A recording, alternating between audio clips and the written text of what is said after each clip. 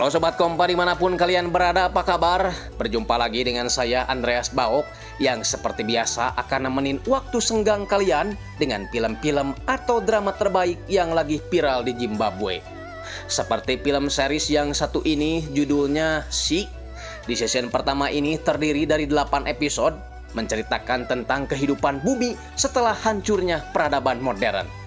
Sebelum ke alur cerita seperti biasa, saya mau ingetin kalian agar makan permen terlebih dahulu, biar seancur-ancurnya muka kalian, sepahit-pahitnya hidup kalian, tapi setidaknya mulut kalian tetap manis. Ini dia, She. Selakatan.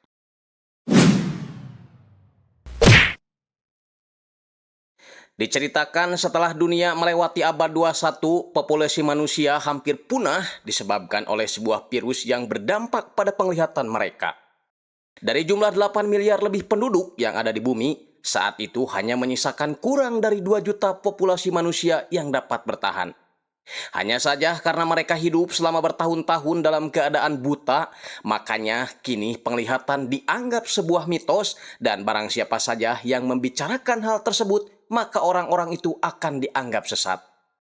Scene kemudian beralih memperlihatkan sebuah desa terpencil yang dihuni oleh sebuah suku bernama Alkeni.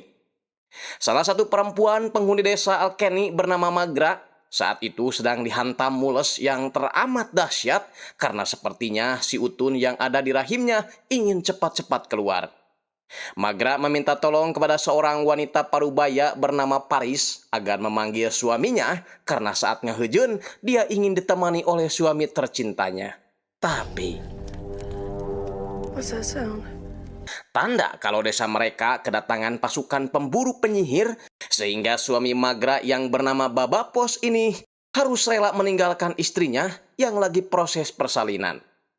Sebagai seorang pimpinan suku, mau tidak mau Babapos harus memimpin pasukan suku Alkeni menghadang pemburu penyihir yang telah siap menyerang desa mereka.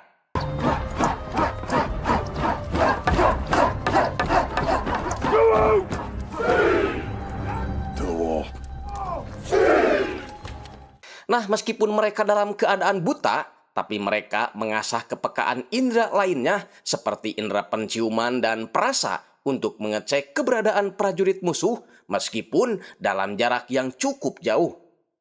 Tak hanya itu, sebagian di antara mereka juga ada yang mengasah indera pendengarannya sehingga dapat mengetahui berapa banyak pasukan yang dimiliki lawan. Horses and men. They burn beechwood smoke of Queen Cain's witchfinders. Feel savage intent in the air.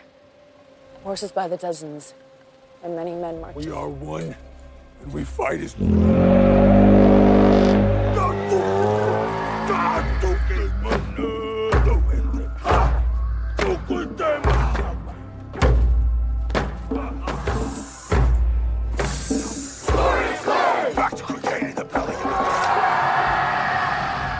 Sementara Magra yang masih berjuang antara hidup dan mati demi melahirkan bayinya, dia diberitahu Paris kalau pasukan musuh menyerang desanya merupakan pasukan pemburu penyihir.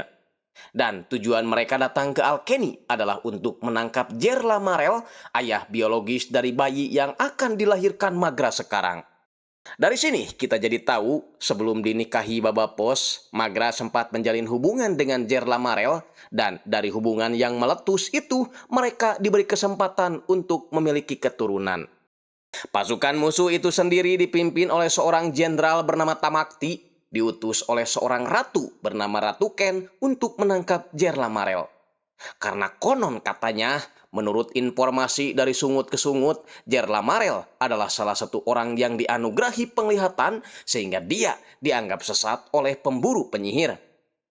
Informasi keberadaan Jerla Marel di desa ini Tamakti dapatkan dari seorang pria bernama Getterbeck, yang mana si Getterbeck ini sebenarnya berasal dari suku Alkeni, tapi dia lebih memilih menjadi pengkhianat, memberitahukan semua yang dia ketahui mengenai desanya kepada Tamakti. Getterbeck memberitahu bahwa saat musim dingin kemarin, seorang wanita bernama Magra datang ke desanya dalam keadaan hamil 3 bulan. Dia datang meminta perlindungan kepala desa Alkeni yaitu Babapos, sehingga Babapos yang iba memutuskan untuk menolong Magra dengan cara menikahinya. Baba Pos kabarnya akan merawat bayi yang dikandung Magra setelah lahir nanti, meskipun anak itu bukan hasil dari adonannya. Toh, dia juga belum memiliki keturunan, makanya dia sangat senang mengetahui istrinya akan segera melahirkan. She has been with him ever since. She never said who the father of her baby was. The name of the heretic that you've been seeking. The woman Angela Morel's child can be yours. Kembali ke Magra yang akhirnya melahirkan bayinya, bayi itu terdengar menangis setelah matanya kelilipan bulu bahok saat dilahirkan. Boy. Boy. Strong lungs. Di benteng pertahanan, Baba Pos saat ini tengah menghadapi pasukan pemburu penyihir yang mulai menyerang.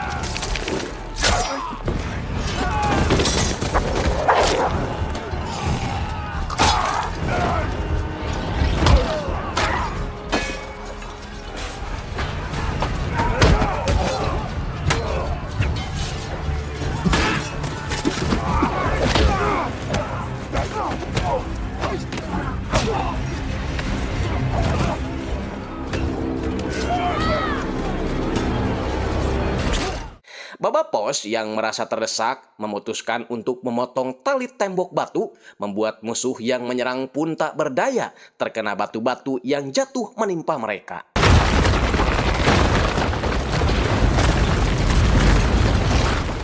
Baba Pos tahu kalau musuh yang telah dia hadapi ini hanya sebagian saja, yakin kalau di perbatasan desa sana ada sebagian pasukan lain. Makanya Baba Pos memutuskan untuk mundur kembali ke desa. Dan benar saja Tamakti dan pasukannya ternyata telah siap mengepung suku Alkeni dari arah depan. Karena menurut informasi dari Getterbeck, desanya itu dikelilingi jurang yang sangat dalam dan hanya memiliki satu arah jalan untuk keluar masuk. Sedangkan Magra setelah melahirkan satu bayi, ternyata ada bayi lain di janinnya. Artinya Magra melahirkan bayi kembar, satu laki-laki dan satu perempuan. Magra segera membisikkan nama ayah biologis ke telinga kedua anaknya itu, yaitu Jerla Marel, dimaksudkan agar tidak terjadi malapetaka kepada bayinya sesuai hukum adat. Berita itu membuat Baba Pos yang sudah kembali merasa senang, berjanji akan merawat dan menjaga bayi kembarnya itu meskipun bayi tersebut bukan darah dagingnya sendiri.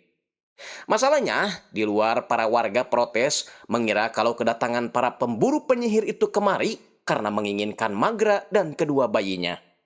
Untuk itu mereka ingin Baba Pos menyerahkan Magra dan dua bayinya itu kepada Tamakti agar desa mereka aman dari serangan. Jelas dong Baba Pos menolak, lebih baik dia gelut dengan warga daripada harus menyerahkan istri dan kedua anaknya. Now, Baba Boss, you're a big man, but we're... No, but I can kill the first 6 or 7. Arca! I stand with Baba Voss! Killing rope. I stand with Baba Voss. Beruntung, Paris keburu muncul merelai perselisihan mereka, mencoba memberi solusi. Daripada mereka harus saling bunuh, mendingan pergi meninggalkan desa ini, sebab dia tahu jalan tersembunyi yang dibuat Jerla Marel jauh-jauh hari untuk digunakan jika kondisi darurat seperti ini terjadi. Sehingga mereka pun setuju, berharap apa yang dikatakan Paris itu benar adanya. Gather your belongings. Magra, do you think you can walk? Bring only what you can carry or run with. He left me instructions. Yeah! Mereka pun pergi mengikuti lonceng yang telah dipasang Jerla Marel sebagai petunjuk jalan ke arah jembatan. Di sisi lain, pasukan pemburu penyihir yang telah tiba di desa merasa kebingungan karena di sana sudah tidak ada siapa-siapa lagi. Form up to cross!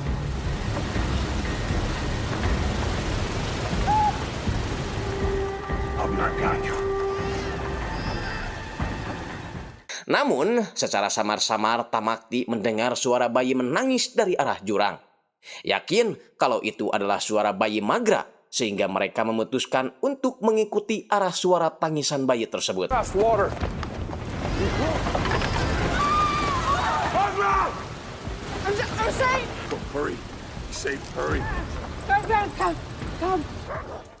Setelah sampai di depan jembatan, Tamakti menyuruh Getterbeck menyeberang duluan untuk memastikan kalau jembatan itu benar-benar aman untuk dilalui. Baba Pos yang sudah sampai di ujung jembatan berniat memotong kedua tali jembatannya. Tapi Getterbeck yang masih berada di tengah memohon kepada Baba Pos agar tidak melakukannya. Baba Pos yang belum mengetahui pengkhianatan Getterbeck memutuskan menolong Getterbeck terlebih dahulu sebelum akhirnya dia memotong tali jembatannya. Kondisi itu Jenderal Tamakti beritahukan kepada Ratu Ken yang berada di istana bendungan Kanzua melalui burung belekok pembawa pesan.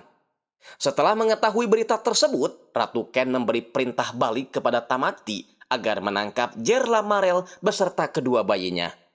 Setelah memastikan selamat dari kejaran, Paris menyampaikan bahwa jembatan tadi dibuat oleh Jerla Marel, orang yang dianggap sesat sebab dia meyakini bahwa manusia di masa lalu memiliki penglihatan. Hal itu memang sulit dijelaskan, tapi dia memiliki kekuatan untuk membuktikannya.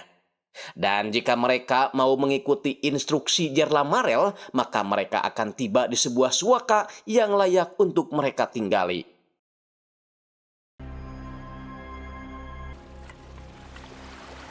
Led by the music that Jerla Marel has we left, will hear the rush of a place no one would dare walk.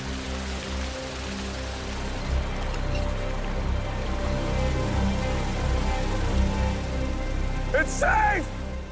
Dan pada akhirnya mereka pun sampai di sebuah tanah luas lengkap dengan hewan ternak untuk mereka tinggali sementara. This is where we build our new home. It feels like paradise. Di sana, Paris mengingatkan sebagai pemimpin suku Alkeni, Baba Pos harus bertanggung jawab jika suatu saat ada orang-orang jahat menemukan tempat mereka. Dengan begitu, untuk berjaga-jaga kemungkinan hal tersebut terjadi, Baba Pos menghilangkan jejak jalur yang telah mereka lewati agar mereka bisa hidup di sana dengan nyaman. Besoknya, pagi-pagi sekali, Baba Pos membawa kedua anaknya ke dalam hutan. Selain mencari kayu untuk keperluan bahan bangunan, dia juga mencari sesuatu yang bisa dimakan. Namun tiba-tiba, saking kagetnya, Baba Pos harus terpental lalu bersembunyi di balik akar-akar pepohonan.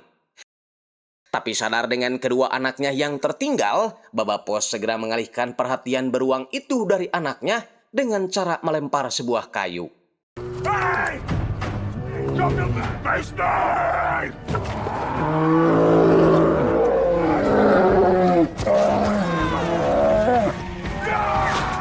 Pergelutan terhenti setelah tiba-tiba sebuah anak panah melesat mengarah pas ke bagian leher si beruang. Ternyata pelakunya adalah Jerla Marel. Baba Pos bertanya apa tujuan Jerla Marel menemuinya, apakah untuk mengambil kedua anaknya? Jerla Marel menjawab tidak, anaknya akan lebih aman bersama Baba Pos, mengingat dirinya adalah seorang buronan yang hidupnya tak akan pernah aman. Niat kedatangan Jerla Marel hanya untuk memastikan bahwa rombongan Baba Pos telah tiba di tempat yang sudah dia persiapkan. Jerla Marel juga telah membunuh semua beruang di sana agar Baba Pos dan suku Alkeni lainnya bisa hidup tenang tanpa takut ancaman hewan buas. Jerla Marel kemudian memberikan sebuah kunci, meminta Baba Pos untuk pergi ke sebuah gua kecil yang berada di air terjun. Di sana ada sebuah kotak kecil yang telah dia siapkan untuk kedua anaknya. Kotak tersebut berisi sebuah pengetahuan untuk merubah dunia ke arah yang lebih baik. Dan Baba Pos harus menyampaikan wasiatnya itu setelah usia anaknya menginjak 12 tahun.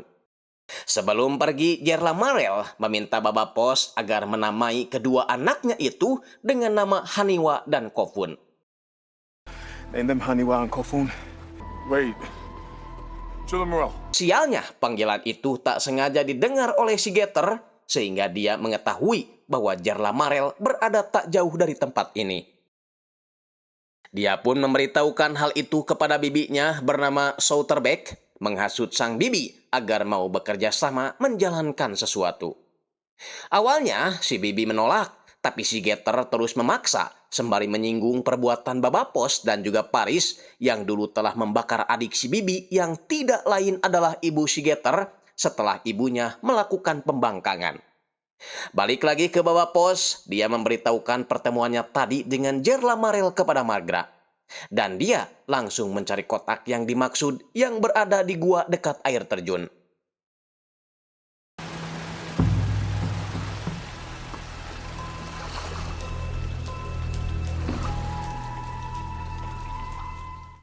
Sedangkan si Getter mengajak bibinya pergi ke hutan menemui salah satu suku Alkeni bernama Boulion yang memiliki kemampuan shadow. Kemampuan shadow atau bayangan adalah kemampuan menyembunyikan diri sehingga orang-orang yang berada di sekitarnya tak akan mengetahui keberadaannya.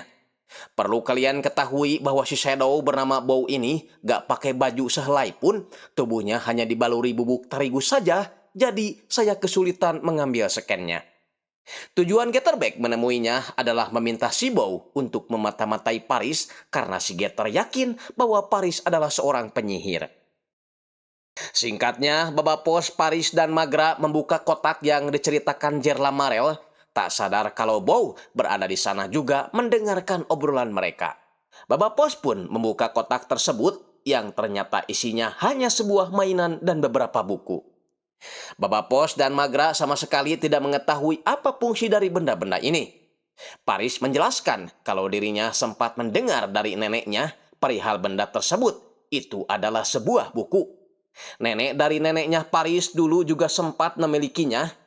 Konon, buku adalah sebuah benda tak bersuara tapi dapat mengimajinasikan semua pengetahuan leluhur manusia di masa lalu. Sayangnya, buku yang pernah dimiliki nenek dari neneknya Paris itu telah dibakar oleh pemburu penyihir hingga tak tersisa. Dan Paris tak menyangka ternyata Jarla Marel masih memiliki benda tersebut. Paris meminta untuk memberikan benda tersebut kepada Haniwa dan Kopun saat mereka berusia 12 tahun, agar mereka dapat mempelajarinya lalu mengubah dunia. Tapi Magra tak setuju, meminta Babapos untuk mengubur buku-buku itu karena Magra ingin anaknya hidup seperti manusia biasa, tidak harus terbebani mengubah dunia. Nah, setelah mendapatkan informasi tersebut, Bow segera memberitahukannya kepada Getter meskipun tidak semuanya. Setelah itu, Getter merangkainya dalam sebuah pesan tali, lalu mengikatkannya ke sebuah botol Coca-Cola yang kemudian menghanyutkan botol tersebut ke sungai setiap hari, berharap pesan dari botolnya itu sampai kepada seseorang. Perilakunya itu dicurigai Babapos yang memang sedari awal Babapos tidak mempercayai si Getter. Sehingga Babapos memperingatinya agar jangan macam-macam kalau tidak ingin kena hukuman. I want you to remember, I am the law here. You'll meet a fair man. Lain halnya dengan Tamakti, tak sengaja menghukum orang yang tak mengetahui informasi perihal Jarla Marel. Sementara di istana, seorang bawahan memberikan sebuah berita palsu kepada Ratu Ken yang mengatakan kalau Tamakti telah gagal menjalankan perintahnya dalam mencari Jarla Marel.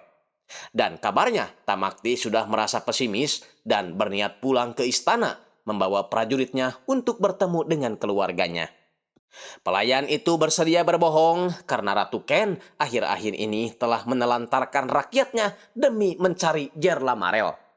Ratu Ken yang mengetahui watak asli Tamakti rela menjadi Bang Toyib sebelum tugasnya berhasil, meyakini kalau berita tersebut adalah kebohongan yang dibuat-buat. Alhasil, Ratu Ken pun mendesak pelayan itu untuk mengatakan siapa orang yang memerintahkannya berkata bohong.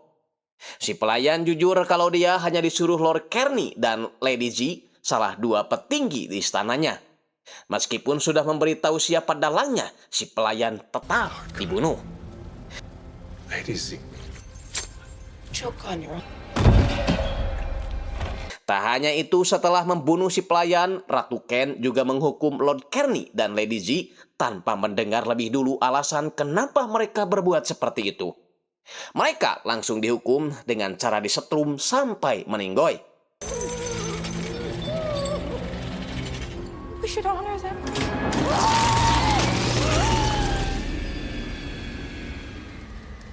We are royal. 3 tahun kemudian, Haniwa dan Kopun tumbuh dengan sehat dan menjadi anak yang cekatan. Magra mengungkapkan keanehan tentang kedua anaknya kepada Paris, yang mana mereka dapat dengan cepat bahkan tahu letak di mana mainan mereka berada. Apa mungkin kedua anaknya itu bisa melihat? Teringat dengan kata-kata Jerla Marel bahwa kedua anaknya itu akan menjadi awal perubahan dunia baru. Mereka memutuskan untuk tidak dulu memberitahukan hal ini kepada yang lain, terutama kepada Getter dan Soter yang kini mengira kalau keluarga Magra adalah keluarga penyihir. Takutnya malah menjadikan ini sebagai senjata untuk menyerang keluarganya. I say we hide. Jella Morel said 12 summers. Tahun demi tahun terus berganti hingga kedua anak Magra kini hampir menginjak usia 12 tahun. Dan selama itu pula, Tamakti terus mencari keberadaan suku Alkeni. Setiap datang ke suatu daerah, rombongan Tamakti selalu bertanya kepada orang-orang yang dijumpainya di manakah suku Alkeni berada.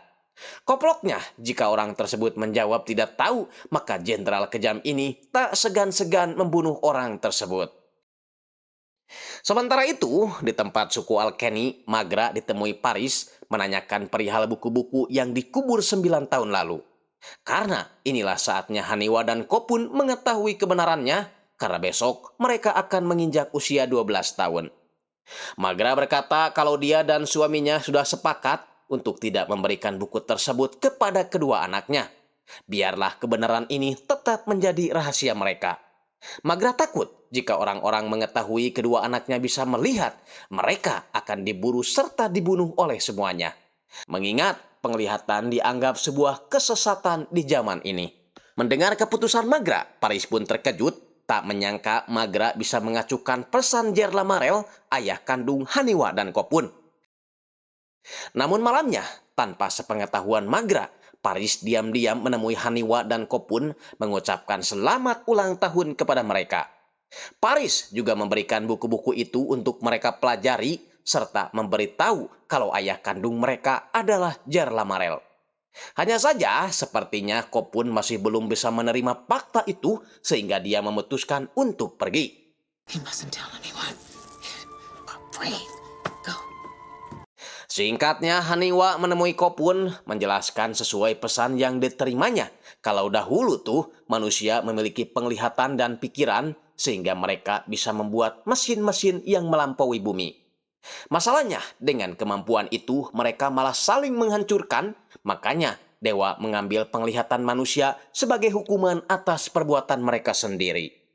Sekarang, setelah berpuluh-puluh tahun, berkah penglihatan manusia mulai pulih, meskipun keberkahan itu hanya diberikan kepada orang-orang yang terpilih dengan instruksi untuk mengubah dunia baru. Dan Jerla Marel sendiri akan menunggu Haniwa dan Kopun untuk mengubah dunia ini secara bersama-sama. Tanpa mereka ketahui, sedari tadi Baba Pos mendengar penjelasan Haniwa dari luar, sehingga dengan begitu Baba Pos menemui Paris, bertanya kenapa dia memberikan buku-buku itu tanpa sepengetahuannya. Paris menjawab kalau semua itu adalah permintaan Jerla Marel, orang yang telah menolong suku Alkeni dari pemburu penyihir. Bahkan jika bukan karena dia, Baba Pos dan kedua anaknya akan mati diserang beruang waktu itu. Jadi menurutnya ini adalah waktu yang tepat untuk membalas kebaikan Jerla Marel. Tak usah khawatir dengan Magra, Baba Pos tinggal diam saja karena diam bukan artinya berbohong. Sejak saat itu, Haniwa dan Kopun setiap hari mengunjungi air terjun, mempelajari bagaimana cara membaca buku yang diberikan Jerla Marel sesuai instruksinya. Di tempat lain, botol pesan yang dihanyutkan si Getter ditemukan oleh seseorang di sungai. Sedangkan Tamakti akhirnya pulang ke istana tanpa membawa hasil. Dia mengaku sudah frustasi 20 kali musim panas dia telah lalui, mencari ke setiap pelosok, bahkan ke lubang cucunguk pun dia gali, tapi dia tidak juga berhasil menemukan keberadaan Jerla Marel. Tamakti meminta maaf dan siap menerima hukuman mati. Tapi kalau boleh nawar nih, Tamakti tidak ingin dieksekusi di atas altar dan lebih memilih melakukan bunuh diri saja. Karena bagi seorang pejuang seperti dirinya, mati bunuh diri akan lebih terhormat daripada dieksekusi karena kegagalan. Nah, karena Ratu Ken menghargai pengabdian Tamakti selama 20 tahun, dia pun mengabulkan permintaan terakhirnya itu. Di tempat berbeda, Baba Pos bersama Haniwa terlihat sedang berburu belekok untuk makan malamnya. Haniwa mengenalkan sebuah busur dan anak panah yang dia buat mengikuti buku yang dia baca. Haniwa juga menceritakan kepada ayahnya tentang senjata-senjata canggih yang pernah dia baca dari buku-buku pemberian Jerla Marel. Salah satunya adalah bom yang dapat meledakkan seluruh kota. Saat pulang, desa mereka dihebohkan oleh sesuatu yang tak biasa, yang mana Southerbeck telah melahirkan seorang bayi yang cacat. Mereka sempat menuduh Paris dan Baba Pos sebagai orang yang mengutuk bayinya. Untungnya sesepuh di sana bernama Mama menegaskan kalau penyebab bayi Souter cacat adalah karena terjadinya hubungan sedara. Artinya, Souter diam-diam pernah dilentud atau berhubungan badan dengan si Getter, keponakannya sendiri.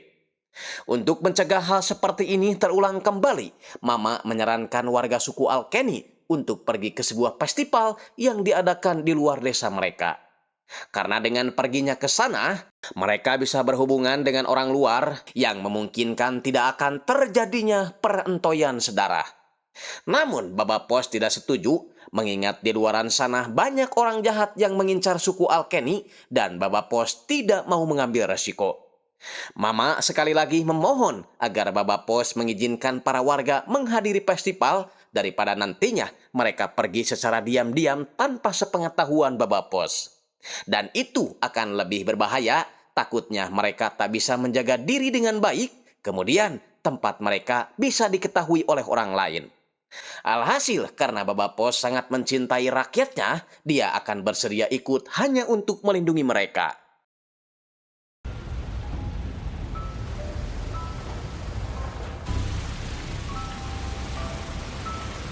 Di sisi lain, Ratu Ken tiba-tiba kedatangan seorang pelayan yang membawa sebuah botol berisikan pesan dari si Getter. Katanya, botol tersebut dia dapatkan dari seseorang yang tak sengaja menemukannya saat mencuci cangcut dan lejing di sungai. Makanya, setelah mengetahui pesan tersebut bahwa Jerla Marel masih hidup di sebuah suaka yang ada air terjunnya, Ratu Ken segera mencegah Tamakti melakukan bunuh diri karena tugasnya belum selesai. It's not over. Kita ke Haniwa yang mengutarakan keinginannya untuk pergi juga ke acara festival itu. Jelas dong, Magra dan Baba melarangnya karena Haniwa masih terlalu muda, lebih baik tinggal di rumah dan itu akan lebih aman. Haniwa yang kecewa keceplosan berkata kalau dia hanya ingin senang-senang saja, tak kepikiran untuk ikut berhubungan badan dengan pria di sana. Lagian siapa juga yang mau memiliki benih dari orang buta? Jawaban itu membuat orang tuanya kesal. Baba Pos mengingatkan agar Haniwa tidak merasa lebih hebat hanya karena dia bisa melihat. Simpan saja buku-buku peninggalan Jerla Marel itu jika hanya membuat Haniwa menjadi buruk. Baba Pos pun pergi memimpin warganya ke festival tanpa mereka sadari Haniwa dan Kopun mengikutinya dari belakang.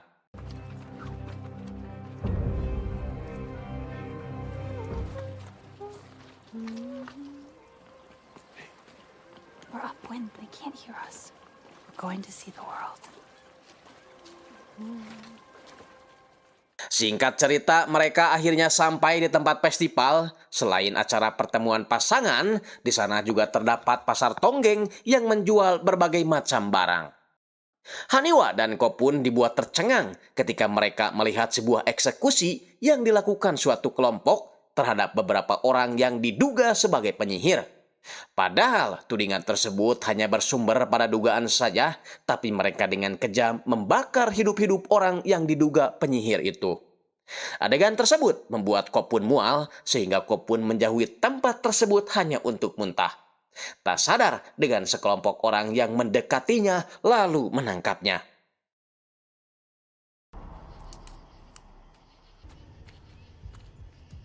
Kopun sudah berusaha berteriak minta tolong, tapi karena terlalu jauh, suara minta tolong itu tak terdengar oleh Haniwa. Keesokan harinya, Haniwa dibangunkan oleh suara ibu-ibu yang tengah mencari-cari anaknya. Usut punya usut, anaknya diduga telah diculik oleh sekelompok orang pemburu budak. Mendengar hal itu, takut kalau Kopun diculik juga oleh kelompok pemburu budak, Haniwa segera pergi mendatangi orang tuanya untuk mengabari hal tersebut. Ya, memang benar, Kopun beserta anak-anak lainnya telah ditawan oleh kelompok pemburu budak dan anak perempuan yang ada di depan Kopun adalah anak yang dicari ibunya pagi tadi, namanya Petin.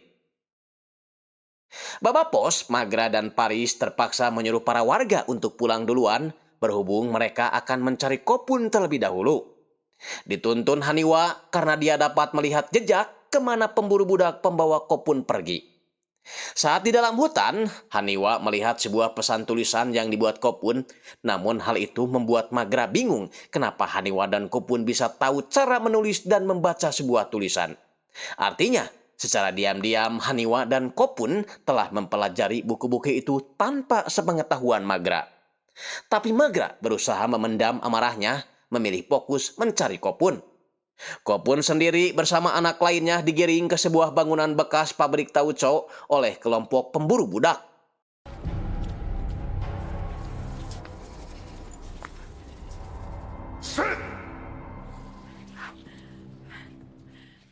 Di saat bersamaan, Haniwa juga berhasil menemukan tempat yang dituju dan Baba Pos mengenali tempat tersebut karena ayah dan kakeknya dulu merupakan pemburu budak juga.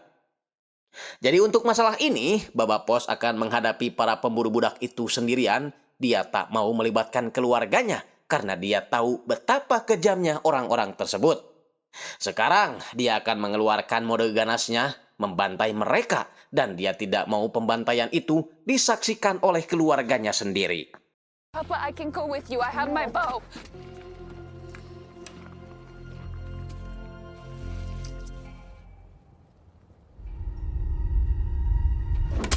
Kopun yang melihat ayahnya segera memberi kode, memberitahukan kalau Kopun berada di sana. Baba Pos pun meminta Kopun untuk menutup mata agar tidak melihat pembantaian yang akan ayahnya lakukan.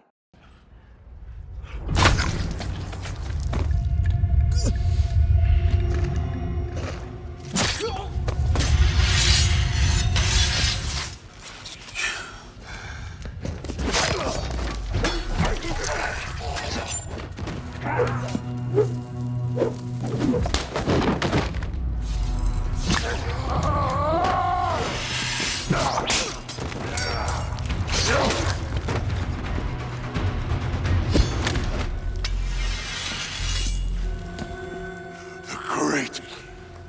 My day has come. The might.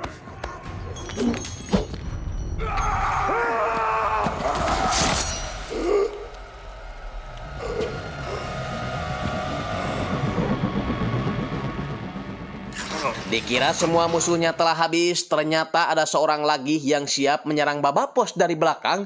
Untungnya, Haniwa muncul tepat waktu memanah musuh itu dari kejauhan. Mereka pun berhasil keluar, lalu menemui Magra yang sedari tadi menunggu mereka. Haniwa. Tak bisa dipungkiri kalau Magra masih marah karena Haniwa dan Kopun telah membuka buku itu membohonginya selama ini. Dan Magra sangat kecewa sebab dirinya adalah satu-satunya orang yang tidak diberitahu fakta tersebut. Alhasil, setelah pulang ke rumah, Kopun dan Haniwa menemui Magra untuk meminta maaf. Kopun jujur kalau semua pengetahuan yang telah dia pelajari dari buku, termasuk hal yang terjadi di festival kemarin, tak sedikit pun ada niatan Kopun untuk meninggalkan sang ibu. Tak jauh beda dengan Haniwa, dia sempat kepikiran untuk keluar dari desa, berniat memburu orang-orang jahat seperti para pemburu budak, tapi dia mengaku tak sanggup melakukannya jika dia harus meninggalkan orang tuanya. Dia merasa masih perlu bimbingan mereka, terutama dalam hal menjaga mulut. Setelah mendengar kejujuran dari kedua anaknya, Magra memutuskan untuk menceritakan tentang sosok Jerla Marel kepada mereka, lalu meminta Baba Pos untuk memanggil Paris karena dia juga harus tahu masalah ini. Sialnya saat Baba Pos keluar untuk memanggil Paris, tiba-tiba terdengar suara lolongan anjing dari kejauhan, yakin kalau itu anjing dari pasukan pemburu penyihir.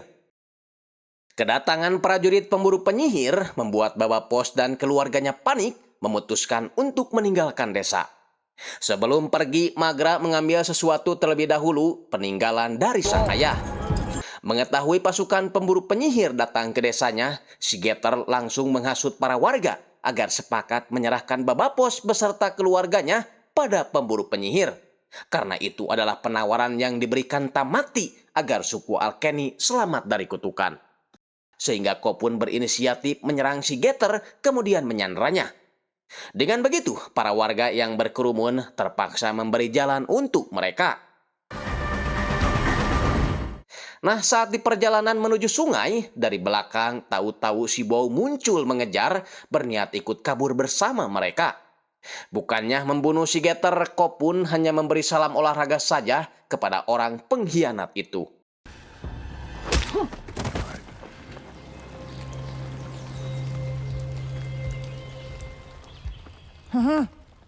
Di pihak lain, Tamakti yang telah sampai di desa menanyakan keberadaan anak-anak Jerla Marel kepada warga setempat. Jelas dong, para warga ketakutan karena orang-orang yang dicari Tamakti sudah melarikan diri. Alhasil, karena kabar tersebut bukanlah info yang diinginkan Tamakti, Mama pun langsung dibunuh tanpa ampun. Tak lama dari itu, Getter muncul memberitahu kalau Baba Pos dan kawannya telah melarikan diri ke sungai. Makanya Getter meminta Tamakti untuk mengikuti dirinya agar bisa mengejar mereka. Baba Pos sendiri rupanya telah mempersiapkan sebuah rakit jauh-jauh hari, jaga-jaga jika kejadian seperti ini mendadak terjadi. Mereka berlima pun kabur, ditambah 2 orang pengikut setia Baba Pos dan 1 lagi si Bow yang ikut bersama naik rakit.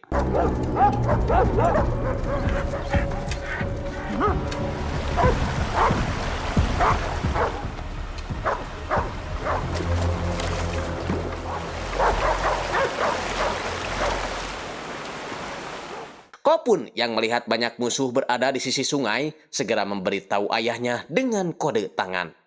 Mereka pun berusaha untuk diam tak bersuara agar Tamakti dan pasukannya tidak mengetahui kalau yang mereka incar berada di hadapan mereka. Mengingat mereka semuanya tidak bisa melihat. Masalahnya, Tamakti memerintahkan pasukannya agar turun ke sungai, memastikan kalau Baba Pos dan yang lain tidak melintas. Alhasil, mau tidak mau Baba Pos harus turun tangan menghabisi mereka semua satu persatu. Perhaps let me hear the sound of your voices for the first time since there are newborn whales.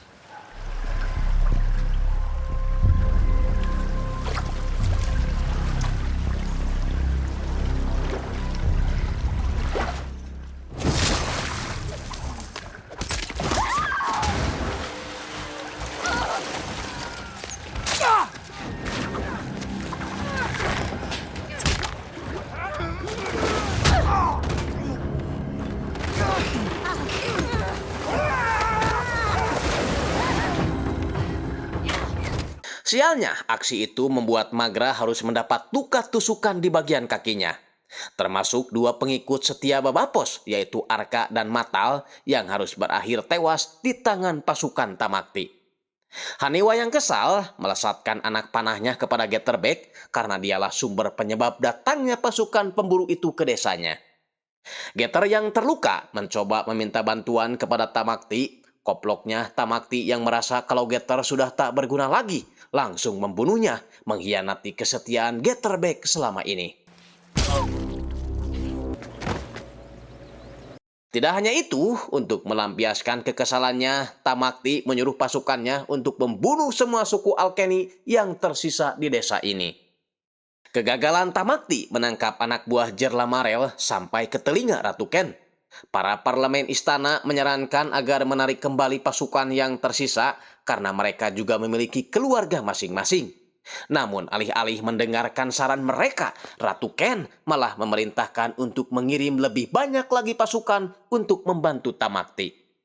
Makanya sikap egois Ratu Ken seperti inilah yang tidak disukai para parlemen istana, bahkan rakyatnya pun mulai mempertanyakan kepemimpinan Ratu Ken yang terlalu mementingkan egonya sendiri demi mendapatkan cinta Jerla Marel.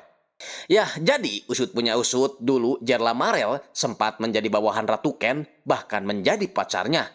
Ratu Ken terpikat bukan karena Jerla Marel adalah orang tampan seperti Saibul Jamil, tapi dia ingin punya keturunan yang memiliki penglihatan agar bisa menjadi pemimpin sempurna di kemudian hari.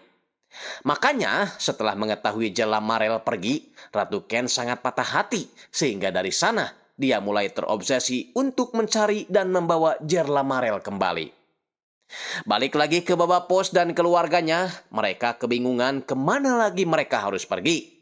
Di saat seperti itu, Paris pun mengeluarkan sebuah surat dari Jerla Marel yang hanya bisa dibaca oleh Kopun dan Haniwa. Isi surat tersebut adalah Jerla Marel meminta kedua anaknya agar terus mengikuti sungai hingga sampai ke kawasan Taman Lavender. Di sana Jerla Marel membangun sebuah majelis pencerahan dan mereka akan bertemu di sana. Tidak hanya itu, di balik surat tersebut juga ada sebuah simbol dan sebuah perintah bahwa semua yang dapat melihat harus mengikuti dirinya.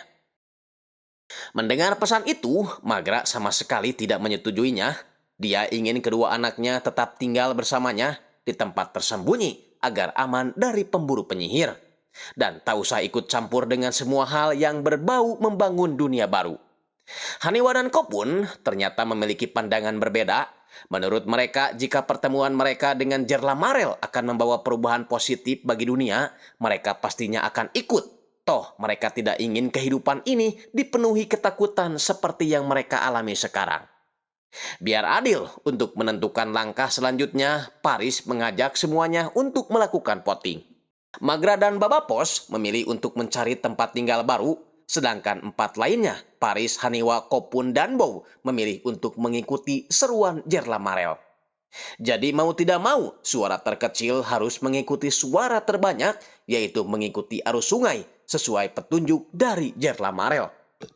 Di sisi lain, para parlemen istana didalangi Lady Anne dan Lord Dun. Mereka melakukan rembukan, merencanakan pembunuhan ratunya sendiri, yaitu Ratu Ken, sebab mereka sudah muak dengan semua kebijakan Ratu Ken yang dianggap selalu menyengsarakan rakyat. Mereka yakin satu-satunya cara untuk mengakhiri penderitaan adalah hanya dengan membunuh ratu mereka sendiri. Masalahnya, tanpa mereka sadari, Neyri, pengawal Ratu Ken yang mempunyai kemampuan shadow, berada di belakang mendengarkan rencana kudeta mereka. Dengan begitu, Neyri pun memberitahukan semuanya kepada Ratu Ken. There are new whispers about you. Makanya saat Ratu Ken diundang Lady Anne dan Lord Dun dalam acara bercocok tanam, Ratu Ken semakin waspada kepada mereka berdua. Lady Anne pura-pura akan memberikan hadiah berupa seekor burung yang sudah dia masukkan ke dalam sangkar. Padahal sebenarnya yang ada di dalam sangkar itu bukanlah seekor burung, melainkan laba-laba beracun. Sekali lagi saya ingatkan kalau mereka semua ini tidak memiliki penglihatan ya. Ratu Ken yang mengetahui rencana pembunuhannya memutuskan untuk membunuh mereka terlebih dahulu. My whole entire parliament. Di tempat lain, karena hari sudah hampir maghrib, Baba Pos dan rombongan memutuskan untuk beristirahat semalam. Ditambah lagi kaki Magra yang terluka harus segera mendapat perawatan.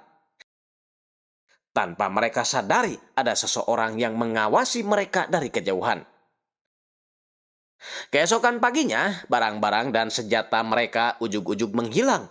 Dan yang paling panik adalah Magra, karena barang peninggalan ayahnya juga ikut hilang. Baba Pos bertanya sebenarnya barang berharga apa sih yang hilang, sampai-sampai Magra begitu panik kehilangannya. Tapi Magra masih merahasiakan apa sebenarnya barang yang hilang tersebut. Dari kejauhan, Kopun melihat sebuah siluet bayangan orang yang berdiri di antara pepohonan. Yakin kalau orang itulah yang mengambil semua barangnya. Balik lagi ke istana, Ratu Ken mendapat kabar kalau rakyatnya kini sedang berdemo di luar. Mereka mengetahui kalau yang membunuh Lady Anne dan Lord Dun adalah Ratu Ken. Maka dari itu, mereka akan menggulingkan tahta yang dipegang Ratu Ken selama ini. Ratu Ken yang bingung mendatangi ruangan kendali mesin bendungan lalu mematikan mesin tersebut.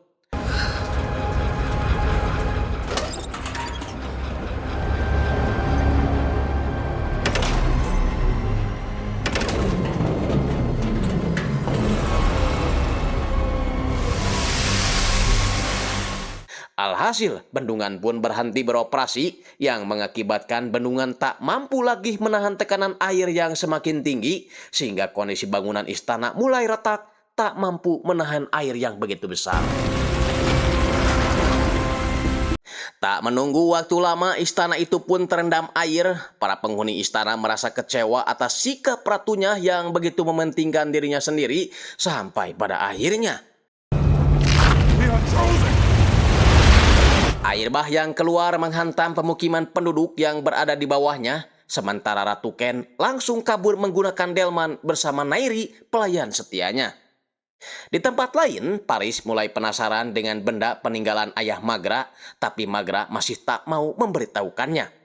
Teringat pesan terakhir Gerla Marel sebelum pergi meninggalkan desa, bahwa Paris harus berhati-hati dengan Magra. Melihat sikap Magra yang berubah setelah keluar dari desa, sampai-sampai rela membahayakan keluarganya demi mendapatkan benda peninggalan ayahnya itu, membuat Paris jadi parno kepadanya. Magra berusaha meyakinkan kalau dirinya tidak pernah berubah dan tak ada niat sedikit pun untuk mencelakai keluarganya sendiri. Baba Pos beserta kedua anaknya mulai melacak keberadaan si pencuri. Melihat tempat itu penuh dengan barang rongsokan, Baba Pos menyimpulkan kalau si pencuri berasal dari suku Opayol, sebuah suku yang kebanyakan berprofesi sebagai pemulung. Mereka cenderung beroperasi malam hari dan tidur di waktu siang. Berharap siang ini juga mereka semua sedang tidur agar bisa dengan mudah mengambil barang-barang milik mereka. Haniwa menawarkan diri untuk masuk ke dalam sendirian, ingin mengambil barang milik ibunya yang sangat berharga. Tapi Baba Pos melarangnya, mengingat mereka semua datang tanpa persenjataan. Takutnya mereka tiba-tiba diserang. Meskipun begitu, Haniwa tetap bersikeras ingin masuk sendirian mengambil barang-barangnya. Di dalam, banyak sekali sampah yang dibentuk menjadi sebuah labirin serta pemasangan jebakan yang diperuntukkan bagi orang asing yang tak dapat melihat. Beruntung, Haniwa memiliki mata normal, jadi dia bisa dengan mudah menghindari jebakan-jebakan itu. Setelah berjalan ke sana kemari, Haniwa akhirnya melihat busur panah serta senjata ayahnya yang disimpan di tengah. Tak hanya itu, barang berharga milik ibunya juga masih tersimpan rapi di dalam kanjut kundang. Hanya saja Haniwa tak sadar dengan kehadiran seseorang yang sedari tadi mengawasinya.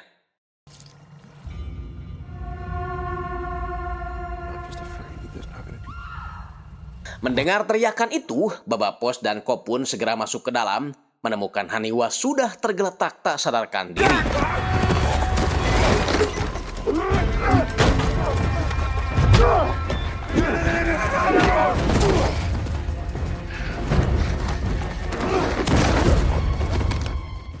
Menariknya, di bagian dada si pencuri terdapat sebuah gambar, di mana gambar tersebut sama dengan simbol yang tertera di pesan yang diberikan Gerla Marel.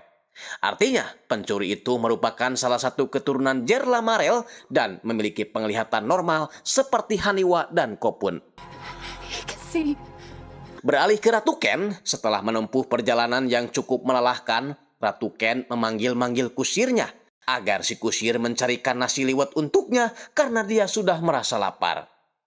Bingung karena si kusir tak kunjung menjawab panggilannya, Ratu Ken dan Nieri memutuskan untuk mencarinya, baru tahu kalau ternyata si kusir sudah tewas diserang orang asing. Hal itu membuat Ratu Ken panik, apalagi Nieri ikut-ikutan menghilang juga. Hingga muncul dua orang berkemampuan shadow mendekati Ratu Ken. Ratu Ken berusaha membela diri, namun apalah daya, kedua orang itu jauh lebih terampil dibanding dirinya. Kedua orang itu sama sekali tak berniat membunuh Ratu Ken karena terkesan dengan kepalanya yang botak mengingatkan mereka kepada sosok Ronaldo Wati. Kembali ke rombongan Baba Bos, Magra sangat senang sekali melihat barang berharganya kembali pada dirinya. Namun suasana agak sedikit memanas saat Paris mengetahui bahwa mereka membawa juga orang asing yang mencuri barang-barang mereka. Haniwa menjelaskan kalau orang yang mereka bawa ini namanya Boots, salah satu keturunan Jerlamarel. Jadi dulu setelah meninggalkan desa Alkeni, Jerlamarel sempat menetap bersama suku Opayol selama setahun. Jerlamarel sempat menebar bibit unggulnya di salah satu perempuan suku Opayol hingga gadis itu melahirkan keturunan Jerlamarel yang tidak lain adalah si Boots. Koploknya setelah bayinya lahir, Jerlamarel pergi begitu saja, pergi ke majelis pencerahan, tempat yang sudah dia persiapkan untuk anak-anaknya nanti. Nah, setelah isu pemburu penyihir akan datang, suku Opayol memutuskan pergi dari desa mencari tempat yang lebih aman, serta meninggalkan Boots sendirian. Makanya sebagai saudari, Haniwa merasa kasihan dan ingin semuanya menerima Boots ikut bersama mereka bertemu Jerlamarel. Toh dia akan sangat berguna karena memiliki penglihatan layaknya Haniwa dan Kopun. Awalnya Paris dan Magra tidak setuju karena bagaimanapun juga Boots adalah seorang pencuri. Namun Boots meyakinkan mereka bahwa dia tidak akan berbuat hal yang buruk lagi sambil mencium tangan Baba Pos. Tanda kalau dia menganggap Baba Pos sebagai pemimpinnya dan siap melakukan apa yang diperintahkan. Perasaan Baba Pos dan Magra yang belum sepenuhnya mempercayai Boots rupanya dirasakan juga oleh Boots sendiri. Hal itu dia kemukakan kepada Haniwa. Haniwa menjelaskan kalau itu sangat wajar baginya karena bagaimanapun juga Boots masih orang asing bagi mereka. Mereka bersikap seperti itu sebagai bentuk kewaspadaan saja dan lambat laun mereka akan menganggap Boots sebagai keluarga mereka. Nah, kembali ke Ratu Ken yang akhirnya dia dibawa ke sebuah tempat pembuatan kain sutra. Di sana dia dipertemukan dengan seorang pria tua bernama Timothy. Dia adalah pimpinan di tempat tersebut. Timothy sengaja menculik orang untuk dipaksa bekerja di tempatnya sebagai pembuat kain sutra yang kemudian kain tersebut akan dijual kepada para bangsawan. Makanya saat memegang tangan Ratu Ken, Timothy sangat tertarik dengan kehalusan tangannya, yakin pekerjaan sebagai pembuat kain sutra akan sangat cocok buat dirinya. Ratu Ken sempat memberontak, namun itu malah membuat Timothy teringat kepada seorang bangsawan dari Kanjua yang membeli barang miliknya. Sikap arogan Ratu Ken sangat persis sekali dengan bangsawan asal Kanjua waktu itu. Tak tahu kalau bangsawan yang dia temui dan orang yang dia tangkap merupakan orang yang sama. Tapi itu tak penting karena di sini Ratu Ken akan diperlakukan sama seperti para pekerja lainnya. Di sisi lain, karena sudah tidak ada lagi masalah, rombongan Baba Pos pun berniat pergi dari tempat itu, meneruskan kembali perjalanannya menyusuri arus sungai. Masalahnya, air sungai malah surut sehingga rakit mereka terjebak di daratan. Sialnya lagi, dari kejauhan Kopun melihat prajurit pemburu penyihir telah berhasil sampai ke tempat itu. Sehingga Baba Pos segera memerintahkan semuanya untuk segera pergi lewat jalur hutan, tapi ternyata prajurit pemburu penyihir itu sudah mengepung sisi hutan. Alhasil, mau tidak mau kelompok Baba Pos akan menghadapi mereka, sementara Paris dan Magra disuruh bersembunyi di dalam akar pohon. Dad, I'll stand with you. Stay here.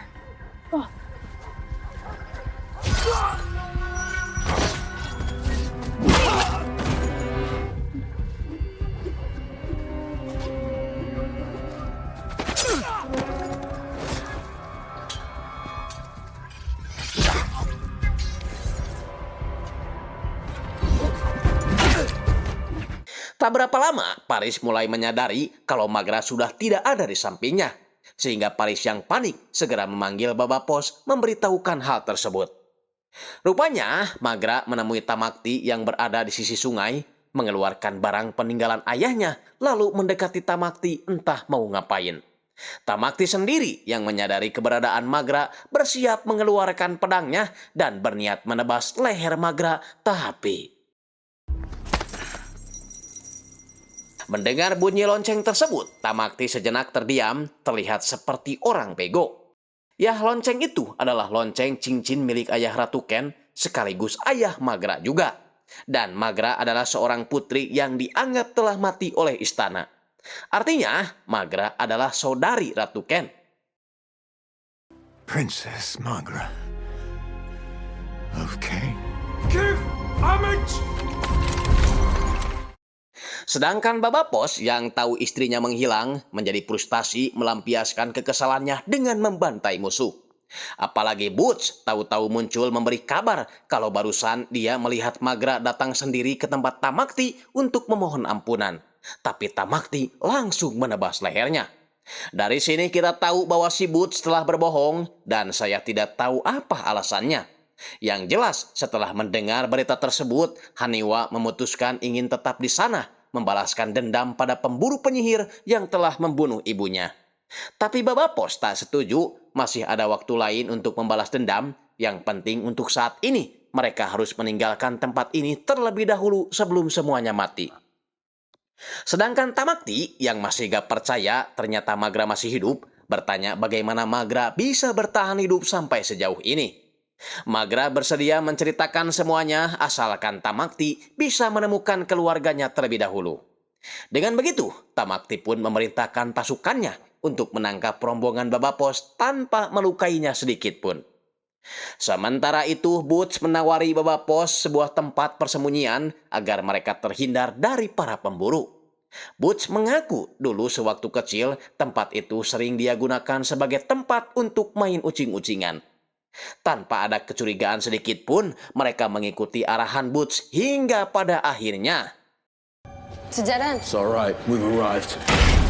Open the gate.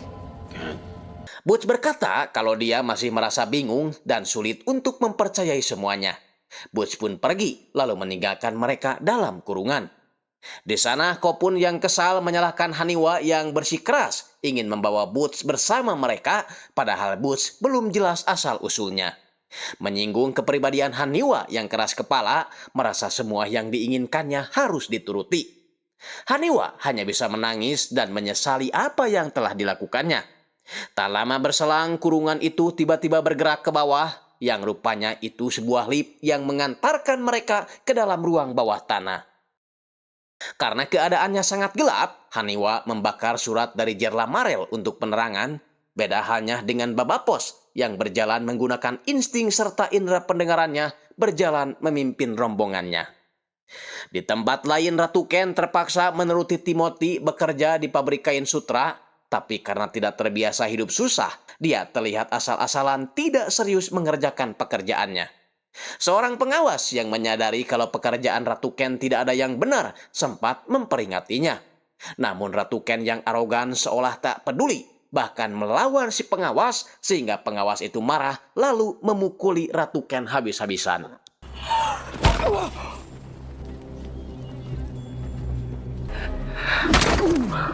Ya, sifat arogan Ratu Ken memang sudah ada dari dulu, sejak ayahnya masih menjabat sebagai Raja Kanjua. Suatu ketika ayahnya mengalami kritis, bukannya mengkhawatirkan kondisi sang ayah, dia malah sibuk menanyakan pewaris tahta selanjutnya, sambil berharap kalau dialah yang akan dijadikan penerusnya. Berjanji akan memegang amanah tersebut dan menjaga Magra adiknya yang saat itu masih remaja.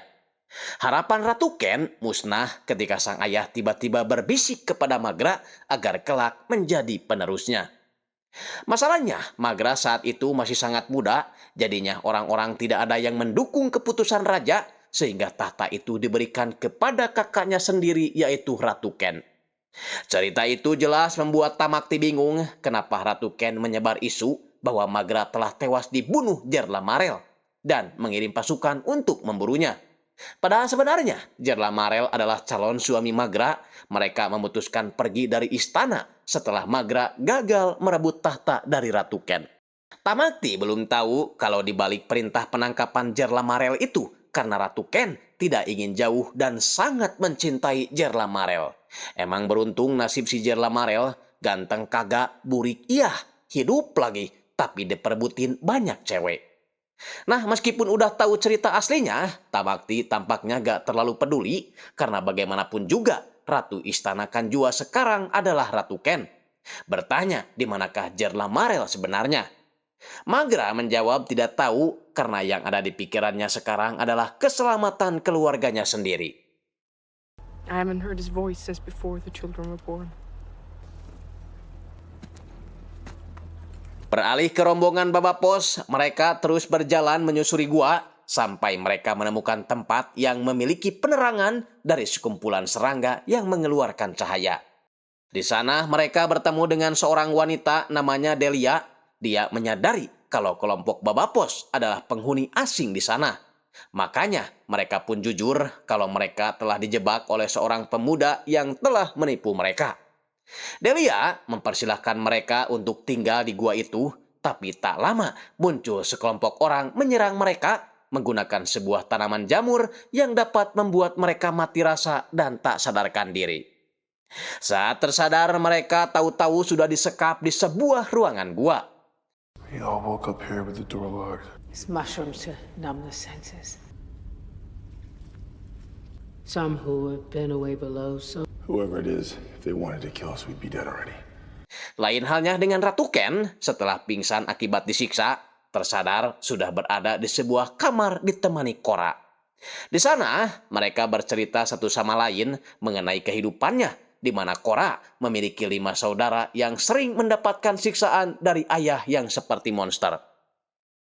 Ketika umurnya menginjak 9 tahun, rasa kekesalan Korra memuncak hingga dirinya tega membunuh ayahnya sendiri.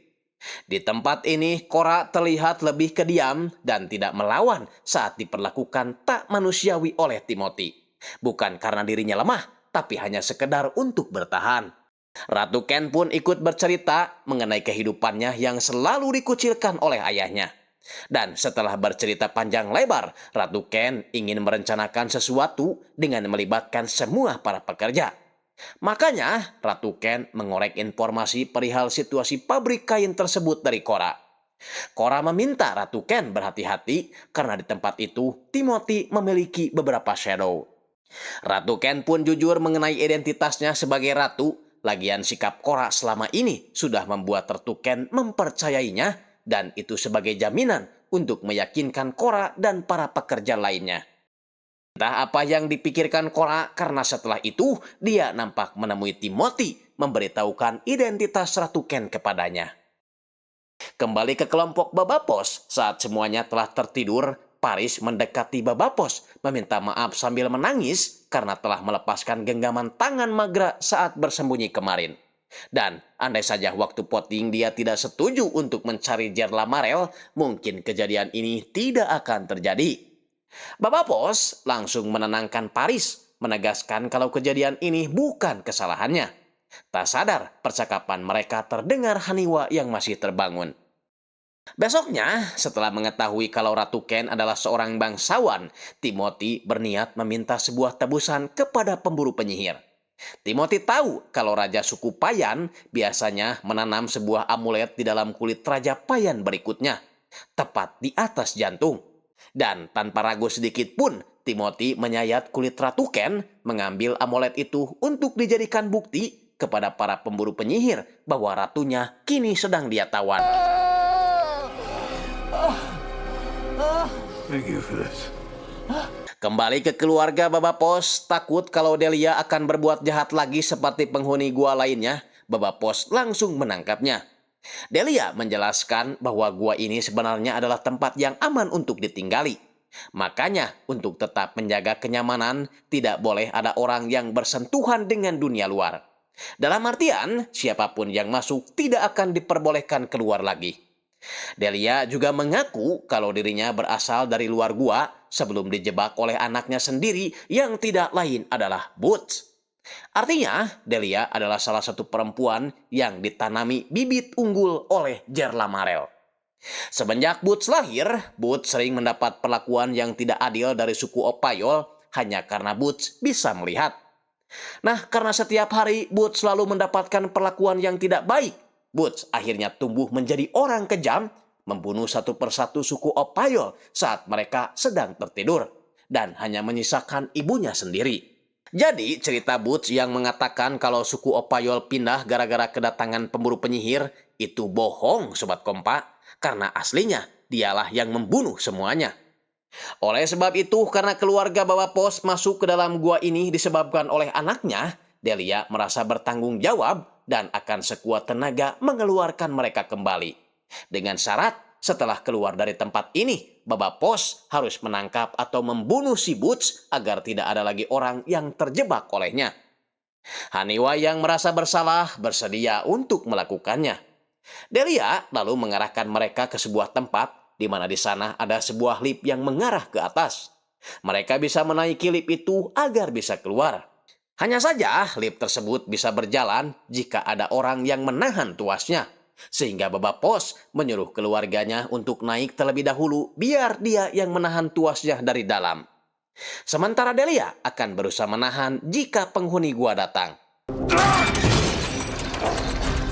We'll send it right back.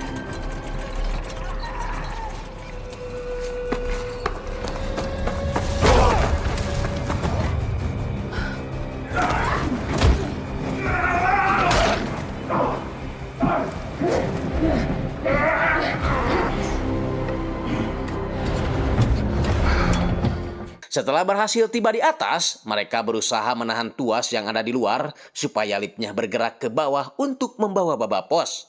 Sialnya, lift tersebut malah macet dan membuat liftnya tergelincir jatuh ke bawah.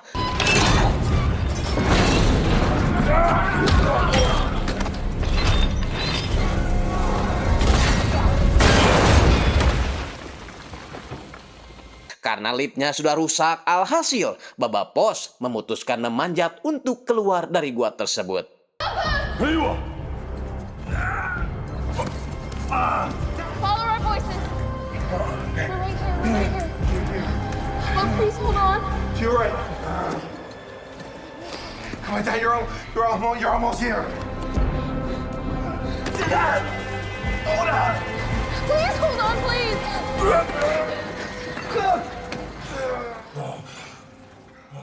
Beralih ke Magra, di mana Tamakti datang membawa seseorang ke hadapannya yang tidak lain adalah Butch.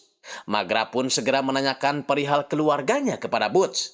Butch, si tukang kibul, menjawab kalau mereka terpisah saat berhadapan dengan pemburu penyihir. Butch mengaku melihat pasukan pemburu memberi hormat kepada Magra, makanya dia ingin meminta perlindungan karena dia yakin kalau Magra adalah orang penting bagi mereka. Butch berjanji akan membantu dan setia kepada Magra asalkan Magra tidak memperlakukan dirinya dengan kejam. Tak lama dari itu, Tamakti mendapatkan sebuah pesan dari Timothy yang memberitahu kalau Ratu Ken telah menjadi tawanannya dan bersedia membebaskan asalkan mereka memberi tebusan. This is a fraud. Give me a moment to confer with my lieutenants. Butch berkata kalau dia bisa tahu siapa orang yang menahan Ratu Ken, toh orang suruhannya pun sebenarnya masih berada di sekitar mereka. Hanya saja para pasukan tidak menyadarinya karena orang suruhan Timothy merupakan seorang Shadow. Dengan begitu, Butch menjadikan momen itu untuk membantu mereka agar nantinya Magra percaya kepada Butch. Sehingga tak butuh waktu lama berkat bantuan Butch yang dapat melihat, dua orang Shadow suruhan Timothy dapat diringkus, satu dibunuh, satu lagi diinterogasi. Setelah mendapatkan informasi, Tamakti berkata kepada Magra, meski Tamakti berterima kasih sekali kepada Butch, tapi tugasnya sebagai pemburu penyihir harus tetap dia laksanakan. Artinya, dia akan tetap membunuh Butch karena dia memiliki penglihatan. Tapi Magra langsung melarang karena Butch berada di bawah perlindungannya. Alhasil, Tamakti tak bisa berbuat apa-apa karena ini adalah permintaan dari Putri Raja. Magra awalnya menolak saat Tamakti mengajaknya menyelamatkan Ratu Ken, sebab dia belum tahu bagaimana nasib keluarganya. Tamakti menjelaskan kalau dia juga belum tahu nasib Ratu Ken, apa masih hidup atau tidak. Dan Magra sebagai pewaris tahta harus mengetahuinya. Lagian, meskipun mereka pergi ke tempat Timothy, Tamakti masih membiarkan sebagian pasukannya berada di tempat ini melakukan pencarian terhadap Baba Pos dan anak-anak Magra.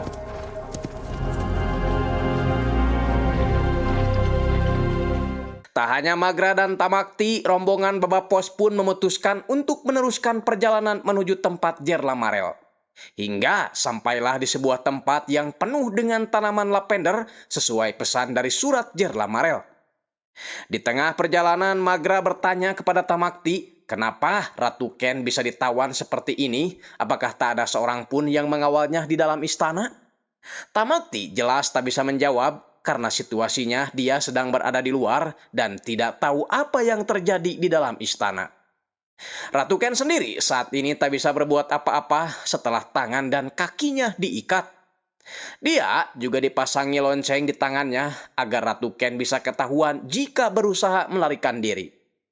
Anehnya, Ratu Ken terus-terusan membunyikan lonceng itu seolah-olah disengaja sehingga para pengawal lagi-lagi memukuli Ratu Ken hingga ngajoprak. Spawn, the bell rings. You are an asset that I intend to be very. So why don't you just relax? Balik lagi ke rombongan Babapos, karena hari sudah menjelang maghrib, mereka pun memutuskan untuk istirahat di sebuah gedung terbengkalai. Saat mencari kayu bakar, Ko pun meminta maaf kepada Haniwa atas perkataannya waktu di dalam gua. Dia juga meminta Haniwa agar tidak terlalu berharap kepada Jerlamarel. Karena jika dipikir-pikir, tak pantas rasanya seorang ayah meninggalkan anak-anaknya demi mewujudkan cita-citanya. Lagian, kalau diingat-ingat, Magra juga belum pernah mengharapkan apapun dari Jerlamarel, padahal dia adalah istrinya. Tapi hal itu justru membuat Haniwa penasaran, pasti ada alasan lain mengapa ibunya sampai seperti itu. Saat sepertiga malam, Babapos dan Paris mendengar jeritan manusia, baru sadar kalau mereka berada di kawasan Badland, yaitu daerah tanpa hukum. Makanya tak heran sering terdengar jeritan orang yang disiksa bahkan dibunuh. Pagi harinya, mereka cepat-cepat meninggalkan tempat itu dan tak lama tercium bau bangkai, sampai-sampai Paris muntah mengeluarkan energen. Ternyata setelah diselidiki, bau bangkai itu berasal dari mayat manusia yang digantung di sebuah tiang kayu. Di salah satu mayat itu terdapat sebuah pesan dari Jerlamarel yang berisikan bahwa dunia dan dewa yang baru ada di depan sana. Masuk, lihat, dan nilailah. Ko pun mengajak yang lain untuk balik kanan karena orang yang ingin mereka temui adalah orang kejam, menggantung jasad manusia seperti ikan asin yang lagi dijemur. Tapi Paris punya pandangan lain. Mungkin ini adalah cara untuk memperingati para pemburu penyihir agar tidak mendekati wilayahnya. Babapos menambahkan kalau mereka sudah terlalu jauh menempuh perjalanan ini, banyak korban berjatuhan untuk sampai di tempat ini. Makanya jangan sampai menyia-nyiakan pengorbanan mereka, terutama Magra. Sementara itu, Butch memata-matai situasi tempat Timothy. Seperti jumlah penjaga, posisi berdiri, dan tempat Ratu Ken disekap. Berkat informasi dari Butch, Tamakti dapat membunuh satu persatu penjaga di sana.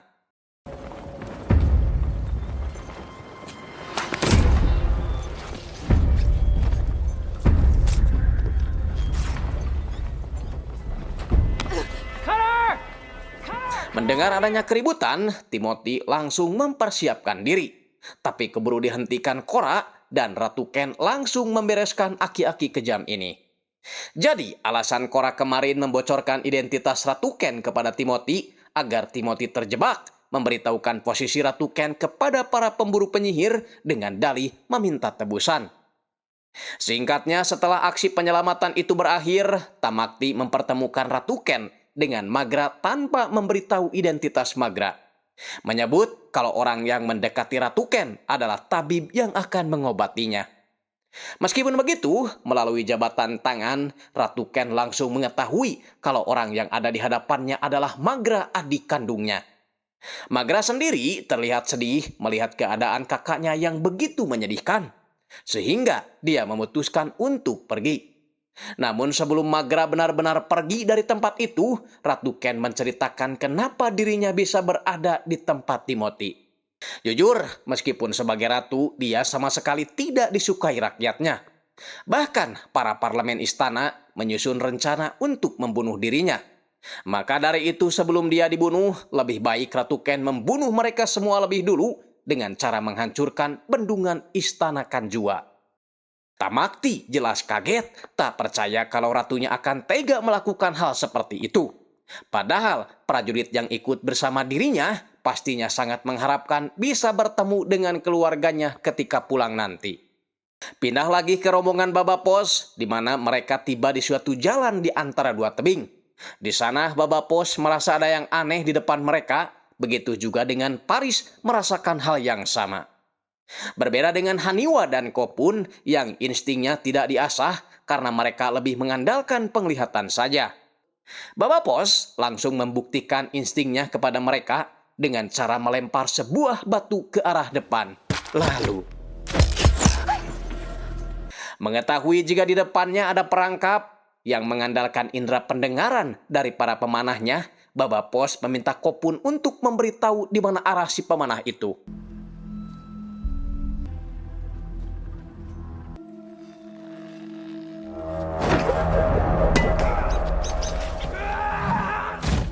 Nah, melihat salah satu pemanah itu tumbang oleh ayahnya, Haniwa berniat mengambil panah tersebut berikut senjata milik ayahnya. Tapi Bow melarangnya karena itu hal yang sangat beresiko. Bow yang memiliki kemampuan sebagai Shadow mengajukan diri untuk melakukannya. Dia mampu melakukan pergerakan tanpa menimbulkan suara.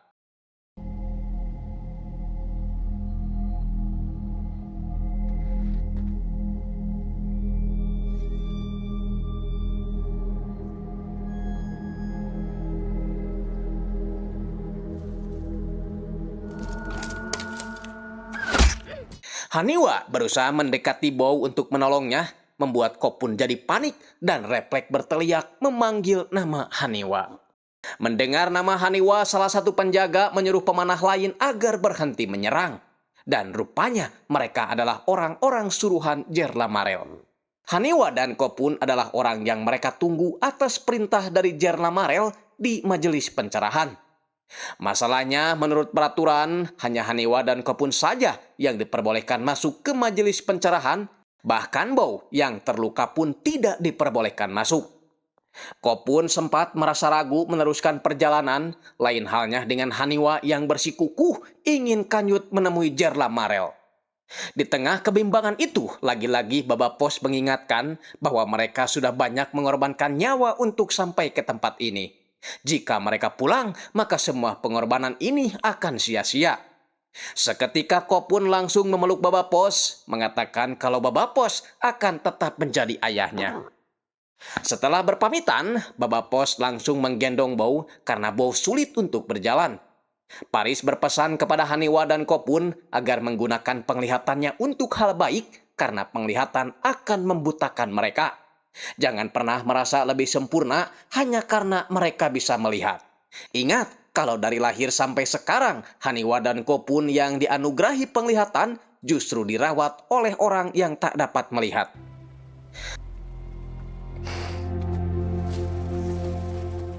Nah, setelah keluar dari tempat itu, Baba memutuskan untuk tinggal di sana sementara waktu karena setelah kepergian Magra, baginya tidak ada tempat untuk pulang lagi selain kedua anaknya. Makanya, untuk memastikan kedua anaknya aman, Baba Pos akan menetap di sana.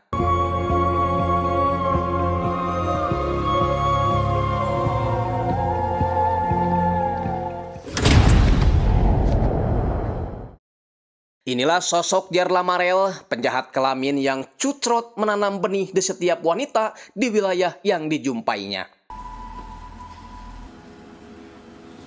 Jerlamarel mengajak Haniwa dan Kopun masuk ke dalam majelis pencerahan, bercerita kalau tempat itu dulunya sebuah penjara yang terbengkalai, namun Jerlamarel menyulap tempat tersebut menjadi tempat yang layak untuk ditinggali. Dengan cara membangun sebuah generator listrik sehingga listrik di sana bisa menyala kembali. Setelah itu, Jerlamarel juga mengenalkan mereka dengan anak-anaknya yang lain, yang rupanya anak Jerlamarel bukan hanya Haniwa, Kopun, dan But saja, tapi masih banyak lagi yang lainnya. Dan pastinya mereka bisa melihat layaknya Haniwa dan Kopun. Anjing, bayangin berapa lubang yang udah dia singgahi hingga punya anak sebanyak ini. Di antara anak-anak Jerlamarel, ada anak paling besar dan paling tampan namanya Oloman. Dia menjadi anak yang sering membantu Jerlamarel mengembangkan majelis pencerahan. Setelah makan malam, Jerlamarel mengantarkan Haniwa dan Kopun ke kamarnya masing-masing. Nah, ternyata listrik dari generator itu digunakan juga untuk memanaskan air agar mereka bisa mandi dengan air hangat.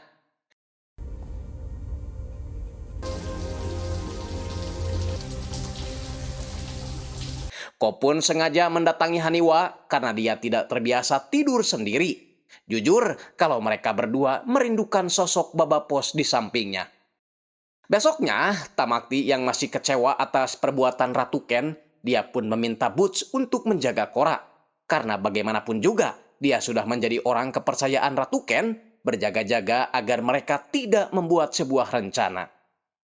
Setelah itu, Tamakti menemui Magra, mengungkapkan kekecewaannya terhadap perilaku Ratu Ken pada rakyatnya sendiri. Pastinya, kalau para pasukan yang tersisa mengetahui hal tersebut, maka mereka akan melakukan pemberontakan. Dengan demikian, Tamakti meminta Magra agar bersedia naik tahta menjadi ratu melengsarkan Ratu Ken, karena ini satu-satunya cara untuk menangani permasalahan ini. Jika Magra tidak bersedia, maka Tamakti akan bertindak dengan caranya sendiri, yaitu menghabisi Ratu Ken. Magra pastinya ragu karena dia tahu betul sifat kakaknya itu. Pasti akan menolak jika harus dilengserkan. Makanya Tamakti menyarankan agar Magra bersedia membujuknya sebelum dia membunuhnya sendiri. Sementara Korra terlihat menghasut Butch dengan mengatakan kalau mematuhi seorang ratu akan lebih menguntungkan dibandingkan setia pada seorang putri raja. Что именно ты ей обещал? Будущее или жизнь? Царица дала мне понять, что было приятно быть наперстником принца. Magra akhirnya bersedia mendatangi Ratu Ken menyampaikan apa yang diminta Tamakti. Seperti yang diperkirakan, Ratu Ken menolak permintaan tersebut sehingga Magra yang kesal memberi peringatan untuk mempertimbangkan keputusannya itu. Sedangkan di majelis pencerahan, Jerlamarel mengajak Haniwa dan Kopun ke sebuah perpustakaan yang dibuat sendiri oleh Jerlamarel dengan koleksi buku-buku hasil perjalanannya selama 10 tahun. Selama 10 tahun itu, Jerlamarel mencari manusia yang diberi anugerah penglihatan seperti dirinya. Pencarian itu memang gagal, sehingga dia punya cara lain, yaitu menanam benih ke setiap wanita di setiap pelosok agar menghasilkan keturunan yang bisa melihat. Dan cara itu dianggap berhasil. Mendengar cerita Jerlamarel, Kopun jadi teringat Magra, ibunya yang telah meninggal. Tapi si tampan ini sama sekali gak peduli, yang penting Kopun dan Haniwa tidak boleh melupakan tugasnya untuk mengubah dunia. Dan hal itu membuat Kopun semakin tidak respect kepada Jerlamarel. Вправе обижаться. Я родился, чтобы стать мостом. У всех нас божественная миссия. Пошли, я покажу вам генератор. Haniwa dan Kopun juga diperlihatkan tempat pembakaran batu bara yang menjadi pusat pemutaran generator listrik. Dan itu semua di bawah kendali abang mereka yang tampan, yaitu Oloman. Nantinya, Jerlamarel akan membangun sebuah kota baru yang dialiri listrik agar orang-orang dapat menikmatinya. Kopun lagi-lagi protes dengan rencana ayahnya karena pencahayaan tersebut tak akan berguna bagi orang buta. Lagi-lagi, Jerlamarel tak peduli, lagian dunia baru yang kelak mereka buat dikhususkan untuk orang-orang yang bisa melihat. Di tempat lain, Baba Pos pergi ke tempat suku Palea meminta tolong kepada kepala suku agar mendatangkan seorang tabib untuk mengobati luka Bow. Tak hanya itu, Paris juga meminta agar diizinkan untuk menetap di sana sementara waktu. Namun karena menurut informasi bahwa Baba Pos dan Paris adalah buronan dari pemburu penyihir, si kepala suku tak mengizinkan mereka tinggal di sana.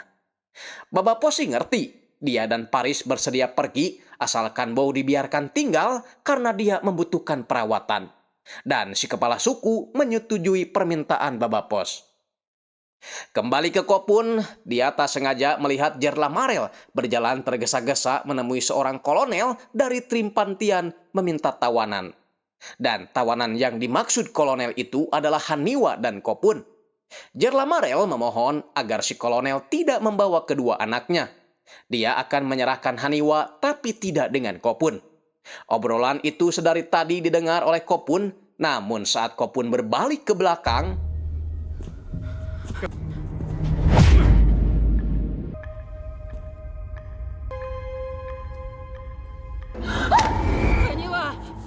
Kopun yang baru siluman tahu-tahu sudah berada di sebuah ruangan kecil, hanya bisa melihat Haniwa dibawa pergi. Oloman memberitahu Jerlamarel kalau Kopun telah mendengar semuanya, sehingga Jerlamarel memberi perintah untuk membawanya ke ruang belakang. Di tempat lain, akhirnya Magra memberitahu Tamakti bahwa dia telah gagal membujuk Ratu Ken agar bersedia lengser dari tahtanya. Sehingga Tamakti tak punya pilihan selain membunuh Ratu Ken.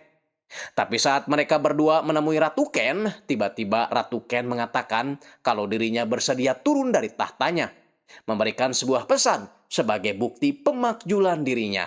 Namun tiba-tiba, ya, hasutan Korra memang ajib. Butch yang labil berhasil dipengaruhi sehingga dia memutuskan untuk berpihak kepada Ratu Ken membunuh Tamakti. Membuat Magra terkejut setelah tahu apa yang telah terjadi di hadapannya. Ratu Ken menegaskan kalau kelak Tamakti akan membunuh mereka berdua, jadinya Ratu Ken membunuhnya duluan sebelum hal itu terjadi. Lagian, itu memang sudah menjadi budaya istana Kanjua, membunuh prajurit jika prajurit itu gagal menjalankan tugasnya. Babak belurnya Ratu Ken sudah cukup menjadi bukti kegagalannya Tamakti menjaga ratunya. Untuk itu Ratu Ken meminta Magra agar memberitahu pasukan yang berada di luar bahwa Jenderal Tamakti telah melakukan bunuh diri karena merasa gagal melindungi Ratu Ken. Jadinya kepemimpinan pasukan akan diambil alih oleh Magra dan Ratu Ken sendiri. Jerlamarel menemui Kopun, berusaha menjelaskan apa yang sebenarnya terjadi. Jerlamarel mengaku telah melakukan kesepakatan dengan orang-orang Tripantian, sebab selama ini orang-orang Tripantian sudah bersedia melindungi tempat ini dari prajurit Ratu Ken. Tapi Kopun tak peduli, pokoknya dia tidak ridho karena Jerlamarel menyerahkan Haniwa begitu saja. Jerlamarel yang emosi menyuruh anak buahnya untuk membawa Kopun keluar lalu mengeksekusinya. Beruntung, Baba Pos keburu datang di saat yang tepat.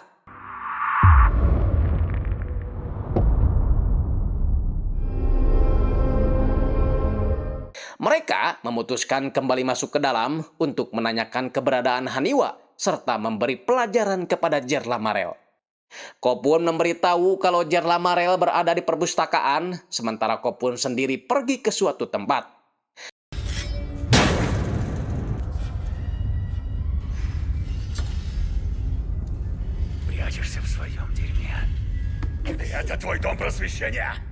Baba Pos terlihat murka, capek-capek ngurus Haniwa dan Kopun dari Orok, Jerlamarel malah seenaknya memberikan mereka kepada orang-orang Tripantian. Jerlamarel berusaha membela diri. Dia mengaku sudah terlanjur melakukan kesepakatan dengan seorang jenderal dari Tripantian bernama Jenderal Edo Pos. Mendengar nama Edo Pos, Baba Pos sadar kalau Haniwa sekarang berada dalam bahaya. Baba Pos tahu betul watak Edo Pos karena dia adalah saudara Baba Pos sendiri.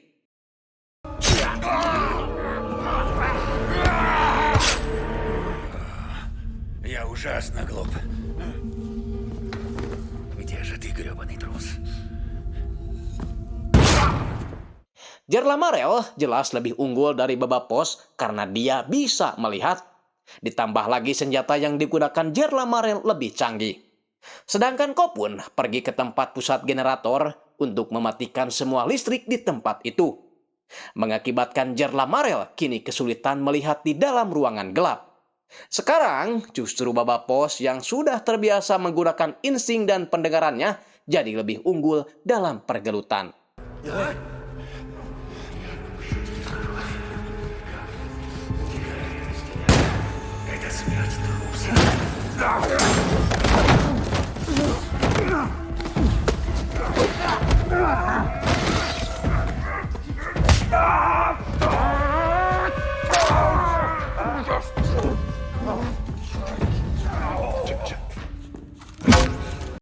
Baba Pos menusukkan kedua jarinya ke mata Jer Lamarel, mengambil penglihatannya biar dia bisa merasakan bagaimana menjadi manusia yang tidak bisa melihat.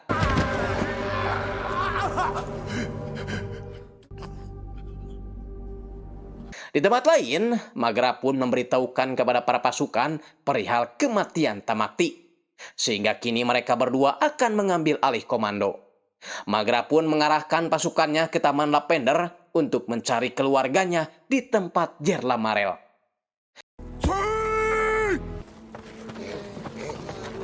Kembali ke Baba Pos dan Kopun yang akhirnya dapat keluar dari tempat itu, menemui Paris yang menunggu mereka di luar untuk menempuh perjalanan baru mencari Haniwa. Begitupun Magra dan pasukan Ratu Ken, mereka segera pergi meneruskan perjalanan setelah membakar bangunan itu dan membiarkan jasad Tamakti terbakar di dalamnya.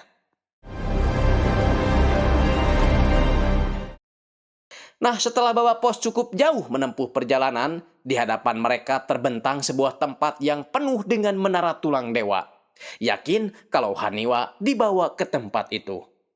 Oke Sobat Kompa, session pertama dari film seri C sudah kita rangkum. Sebelum lanjut ke session kedua, saya ingin tahu dulu bagaimana respon dari Sobat Kompa semuanya. Apakah film ini layak dilanjutkan atau tidak? Silahkan komen di kolom komentar jika film ini layak dilanjutkan. Saya Andreas Bok pamit. Wassalamualaikum warahmatullahi wabarakatuh. Adios.